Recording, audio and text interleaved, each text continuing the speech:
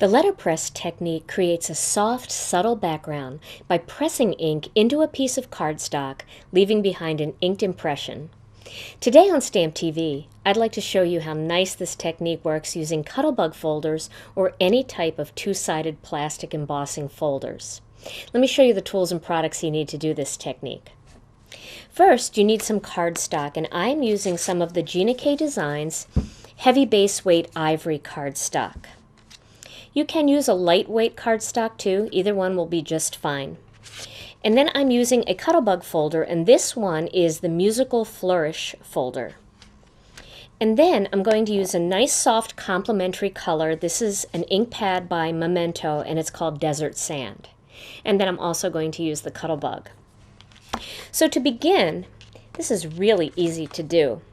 You're going to choose one side of the Cuttlebug folder that you want to use. Now, one side is going to create an impression into the cardstock where the impressed image is actually colored. The other one will press the background in color and leave the image toward the surface with no color. So I'm going to show you both ways. Okay, so the first way here is I can feel on this side of the Cuttlebug folder, this is the back of the folder, I can feel that this is the raised part of the image. So I'm going to use this side first. Now, you can use a brayer if you want, but it's very easy to just do a direct to folder technique where you just take the ink pad and just tap it all over that Cuttlebug folder. And if you're just doing a straight up and down motion, you're really going to just hit the raised areas. But if you get a little bit on other areas of the Cuttlebug folder, that's just fine. It will still look really pretty. Okay. So then, now using the other side of the folder, here's my inked up side. Using the other side of the folder, I'm going to rest my piece of cardstock right over the image part of the folder and then press down on it. Now you can see where the inked areas are going to press into the Cuttlebug folder and create an impressed, inked up impression. So let me set up the Cuttlebug folder here, and I'm going to start with an A and a B plate, and then I'm going to put the Cuttlebug folder down and put in my second B plate and run that through.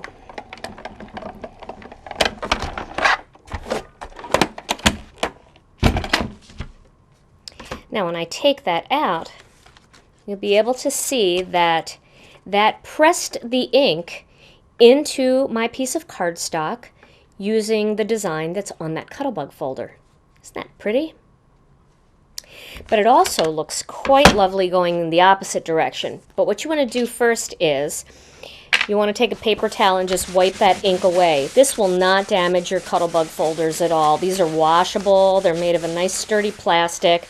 And you can take a little warm soapy water and just wash any ink off of it. Now, I can't guarantee that certain inks won't stain. Certainly if you use something like StazOn, it will stain the Cuttlebug folder. Some of the darker colored inks like red or black may stain as well. So use your own discretion.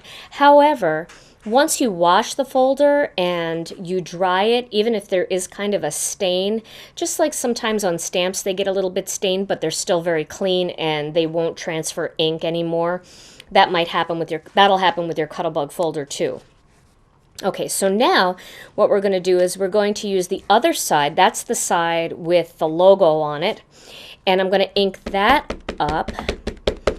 And you'll see a lot more ink going onto the folder here because it's inking up everywhere where there isn't a design. So it's going to be more like flat ink pressing into your piece of cardstock. And somebody made a comment that I press too hard on my ink pads when I either ink up a stamp or ink up a Cuttlebug folder. I'm really not pressing that hard. It's just that the microphone is just right outside of my work area and it's picking it up pretty loud. So you don't really have to press super hard. It just kind of sounds like I'm doing that because of where the microphone's placed. So I'm going to lay that onto the design area. and then I'm going to hold it down. I'll hold it down toward the bottom. That's a little bit easier, and then press it down. Now you can see I'm going to have ink everywhere except on the design. And let me open up my Cuttlebug here. A and B plate and the Cuttlebug folder, and then the second B plate, and run that through. Now this is going to give you a whole different look. It's really pretty too. There you go. Look at that. You can see now that all of the ink is pressed in and the design is still in ivory. So there's the difference between the two designs. Two different ways to do letterpress using the Cuttlebug folders. Now let me show you a finished card project that I made. I did use the images from the Stamp TV kit for this one, and here it is, and you can see which one of the background panels I used. This card, all I did was stamp the little bit that we have an image in the New Petals and Wings Stamp TV kit that looks just like linen. So I stamped that block, and then I stamped the flowers on top using some rich cocoa ink and added the greeting along the side. Put a little bit of our dark chocolate double-stitched ribbon and used some dark chocolate to accent that panel, and put the whole thing onto an ivory card base. And that's a nice, soft, subtle card. And the background, although it's beautiful and it's got a lot of texture and a lot of design, it's not too busy and doesn't take away from the focal image. Although this technique creates a soft, muted background when done with complementary colors like I did in my sample, it can also create a bold and vibrant background when used with bright ink pads on white or light cardstock.